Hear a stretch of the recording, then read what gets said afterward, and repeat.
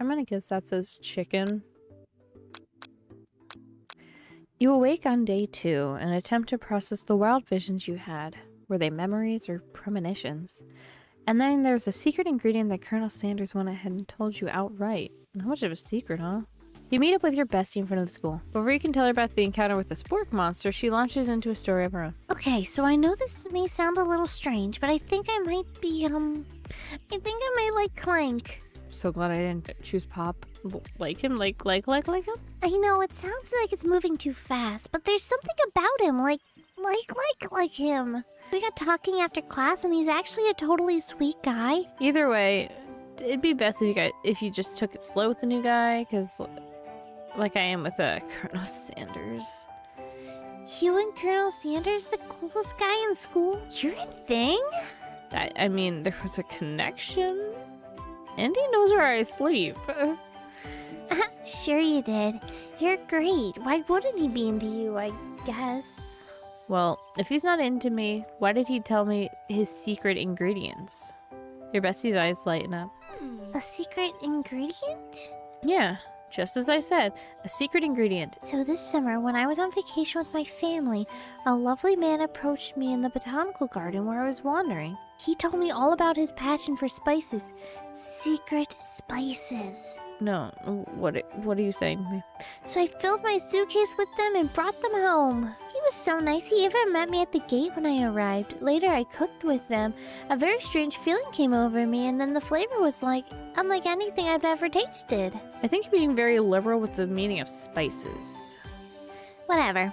Anyhow, we both shared an interest in cooking, so we stayed in touch, you know, like, pen pals? I bet he would love to know more about spices, and new ones, and secret ingredients. Well, I'm not supposed to share Colonel Sanders' secret recipe, and besides, I only know of one ingredient, so I doubt it'd be much use to anyone. Please, please, please, please, please! It would mean the world to me. No one has to know it came from you or from Colonel Sanders. Fake. You quickly think of a fake ingredient name. I don't know, how about... It was the Eye of Newt. You know, it sounds like some kind of cool witch potion. But what can you do? Eye of Newt. Wow! Immediately turns around and does a thumb typing on her phone that you can't quite see. That's not good. Before you can ask her to confirm that she was definitely not texting secrets to other people, you're interrupted. A wind rushes by, cherry blossoms fill the air. It's Colonel Sanders, he's arriving at school. Run to him. You decide that it'd be best to show Miriam how serious you and Colonel Sanders are, so you run to him. Surely he'll sweep you up on the back of his stallion and you ride away together. That'll show her good. Oh, Colonel, my Colonel! However, you're suddenly moving surprise the horse and it rears up, kicking you directly in the face. Yes, that's what I was hoping for. The force of the blow completely knocks you out cold. In the darkness, you see a vision. Chef, I'm here to deliver you a message. No, not this guy. It's important that you remember this exactly as I say it. If you forget, the world could end. So you know it's like serious. Only you can save me. All you need to do is repeat my name 3 times. And that name is... Before you can continue, you suddenly awake. You wake to find Colonel Sanders tending to you. He roused you back to life with a satchel of secret spices, or is this just a natural seasoned musk? Waiting for a kiss. Whoa, you've only known him for a day. Are you really sure? Guess you must be. You put your arms around Colonel Sanders and ask him to pull him. Yes! He turns his face and you awkwardly kiss his ear. You can feel him shudder. Too soon, you clearly mistook his compassion for love. Your soul crawls inside of itself and you instantly die of embarrassment. Instead, we're gonna stand and admire his glory. See what happens. Colonel Sanders' horse is truly a thing of beauty. Without ever acknowledging that he's being watched, he does a little short horse dance before dismounting with flourish. You are so struck by the sight of him that you lose the ability to speak coherently. Oh, I didn't realize anyone was watching. Don't worry. He knows his way home. What a horseful beaut you have. I mean, what a horseful beaut you have. Oh, Chef gets really nervous around people they like. I mean, they got food poisoning and they were up all night and it was gruesome. You should have seen it. She gives a wink and a smile as if to say, the situation handled. With that, Colonel Sanders disappears into the school, leaving you and Miriam to follow. When you enter the classroom, you can see your two rivals, Ashley and Van Van, are doing something bad. By the way they're hiding, you know it must be really bad. You try your best to peek over Van Van's hulking shoulders. Whoa there, little. I'm not sure you're ready to handle this. Why don't you make it like a bee and mind your own wax, honey? Pretend you're not interested in it just to see. You sit near your rivals, but leave your back turned to them. You even hear Van Van mutter something that sounds a bit like a magic spell used. Time for class. You know you're distracting all of us who want to learn, weirdos. Oh, and you're the emperor of cooking, are you? You make the rules. Being the best chef in the world takes more than just culinary skills. It takes creativity. It takes panache. You finally get a look at what they're hiding and you instantly recognize it. It's a book! Like the one you found in the encounter with Spork Monster. Yeah, that's the same book I found in the quad. I don't know what you're talking about. The book is a family heirloom and its contents are secret. Beep. Beep. Clegg must be running late. He's always in such a hurry he rolls right over Van Van's meaty foot. Hey, watch out, you bucket of bolts. You watch how you talk to him. He didn't do anything. Who do you think you're talking to? You've never heard such language, not even from a stand mixer. Yep. No, your mother was a stand mixer. Ooh, Clank and Angie. Protect me, Colonel Sanders. These crazed men are about to come to blows. Ashley's tone has completely changed in an instant. She bats her eyelashes at Colonel Sanders. Gentlemen, get a hold of yourself. Save it for the arena at least. Or don't. Honestly, I don't care. Just then Sprinkles arrives to sign the true start of the class day. He's panting, which doesn't seem like that abnormal. He's a professor, but he is also a dog. I apologize for my late arrival. I spent the morning chasing cars around my town, and my tiny legs are very, very tired. Sprinkles stops in his track and sniffs the air around you. Something in him is in a trance. It's a scent left on you from Colonel Sanders. Sprinkles jumps on you and licks your face. Down, boy. Off toppin'. That command shout by Colonel Sanders has snapped Sprinkles out of his trance. I'm sorry, I got a little carried away. Without further ado, we'll review the global history of my favorite fowl, the chicken. You want to pay attention to the lesson, truly you do. But you can't help but daydream about Colonel Sanders, the man directly next to you. And you miss most of the important parts. When you come to, Sprinkles is holding a tray of food in front of you. I want to sample none of them.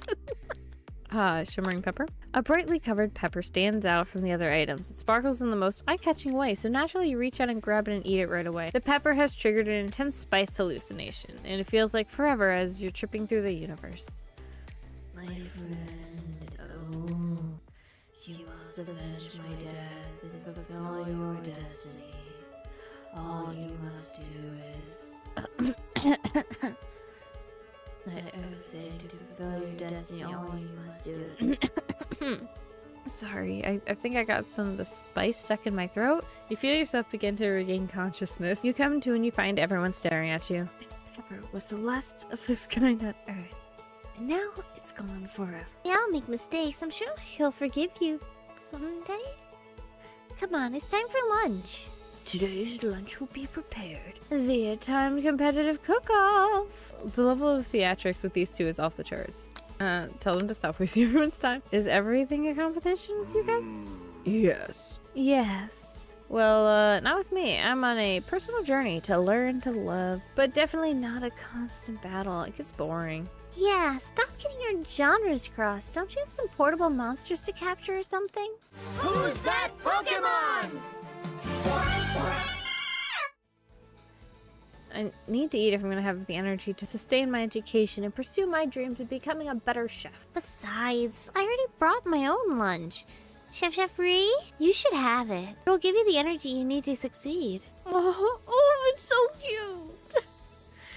My special grilled cheese and tomato soup with chocolate milk to wash it down and a tartlet for dessert. It only takes you about 5 seconds to eat Miriam's tiny food, but it's what you needed for your motivation. Let's battle. Now, students, settle down, please. This is a lunchroom. At least not until we turn on the timer. Just then a huge red light flashed you in the face, flashing the words, "Timer ready." That's what I'm talking about. What is this game? I stand corrected. If it's a battle you want, it's a battle you'll get. Better believe it. Like a diamond, I was formed under pressure. Now I have my chance to shine. You had his chicken and you made mashed potatoes and gravy on day 1, and you're feeling like you can really impress him here again. It's time to boil some water for potatoes. What temperature does 100 Celsius, that's right. How many herbs and spices did he say? 10. No! State of mind has gratitude. You must never take this opportunity for granted if you hope to succeed. Your classmates are rooting for you, but Ashley is simply stronger and faster than you. You pick up the pace if you want to survive. Where does it come from? Blah, blah, blah, blah. Small town of something, hopes and dreams. That's right, this is your shot and you're not gonna miss it. You try to shut off the noise in the arena and focus on your cooking. It's the sound of success. Sizzling. No! Don't make me get the spray bottle. You notice Colonel Sanders out of the corner of your eye. I believe in you, Chef Jeffrey. He's actually cheering you, which is awesome, except knowing he's watching you makes you totally forget what you were doing. Now I can think about it as Colonel Sanders on a horse. How many spoonfuls of gravy will it take to... But that... I didn't even read the question! You're standing in the desert... What do you take? What... Exchange wedding vows. You're really struggling to keep up. The next station, Alice are begin plating the elements of her dish is colorful and complex. To make up time, you toss your biscuit dough in a stand mixture. Yikes. I know you love nothing more than seeing a fellow appliance utilized in the kitchen battle, but sometimes that means sacrificing the personal touch. You might not have any hands, but Chef Jeffrey does, and a good chef needs to be touching the dough to know it properly mixed. That's an easy way and a hard way. You don't get far by going the easy way. When you hear everyone talking, you realize how serious the air of your way was. You immediately shove your hand in the mixture to rescue your dough before it's overmixed. No! Ooh. You're not fast enough. Your hand gets stuck. It's immediately crushed by the quickly spinning beaters. There's no way you'll be able to use that hand for the rest of the match. Everyone stop what you're doing right now. The battle is over. No, hold on. I'm really close to finishing. Sweetheart, look at your hands. You simply can't go on. Aw, too bad. And here I am with a completely finished dish, ready to serve. No, it wouldn't be fair to compare the two on account of, her injury. But I suppose you should at least tell us what you prepared. Well, because I'm the sweetest, I skip straight to dessert. Under this white chocolate dome, you'll find a wide variety of delights, taking you on a journey of flavor that tastes good, tells a story of excellence. Colonel Sanders, would you mind lending me your strong, steady hand? Colonel Sanders pours the hot chocolate sauce over the top of the dome. Inside, you'll find the delicate fried cheese croquette atop a slice of honeycomb. How the freak did she make this in like 5 minutes? Especially finding like that honeycomb. Simplicity isn't your strong suit, is it, Ashley? Oh, you. As he places his soft-covered fingers onto his lips, Ashley leans over and whispers something in his ear. Internalize your rage. Your rage burns so intensely with your eyes that they burst into flames. The flames cause your eyebrows to catch fire and turn to ash, and they fall off of your face. We run for the quad to be alone. The beautiful weather feels like an insult inside of you. A storm rages. It's Colonel Sanders. You try to hide from him, but he approaches you directly. I know you're hurting right now. Not just from the devastating loss, but from that run-in with the mixer and a small fire. We should get that checked out. I'm fine. Can't you just leave me alone? I'm not fit to fill your fryer. I'll never be a master chef. Failure is part of life, not just for you, but for all of us. Do you think I've never failed at anything before? Yes? Well then, think again. I wasn't always the man you see before you, but I've walked other paths and arrived at dead ends. I didn't know that. People see my delicate ribbon tie and think they know, and a well-kept beard, and assume that I got it all together. Which is true now, but it always hasn't been. One has to remember that every failure can be a stepping stone to something better. My new dream is pure, it's honest, it's something that a humble man in a crisp white suit can't be proud of. Just as your moment grows intimate, you're interrupted by a threatening, shadowy presence. Battle scarring from the night before you prefer for the worst. It's the Spork monster. Borko? It is I. And I know I said I wouldn't be back, but the whole, fight to the death thing. I just wanted to say I was wrong to attack you and apologize. But thanks, Borko. I'm glad that there are no hard feelings. Getting jumped by a giant creature in the dark of the night can really rile a person up. I also want to apologize for the way I switched right into attack mode. That is true. I actually used to go to the school, but I wasn't always a sport monster, you see. I don't believe it. You were human once. Were you hot? Well, no, I was a golden retriever, but I was a student until one day the kids used the magic spellbook cast a dark enchantment on me. A magic spellbook. You're a powerful chef and shouldn't rely on such dark and evil magic. No, no, no. Should be protecting the innocent from those who would cheat them through this sorcery and guile. That sounds like there's some bad cooks in the kitchen of life. Chef Ree, together, I am sure we can defeat them. Come back to my hideaways and we can discuss. Personal invite? What? Stop, he had a goatee when he was an infant.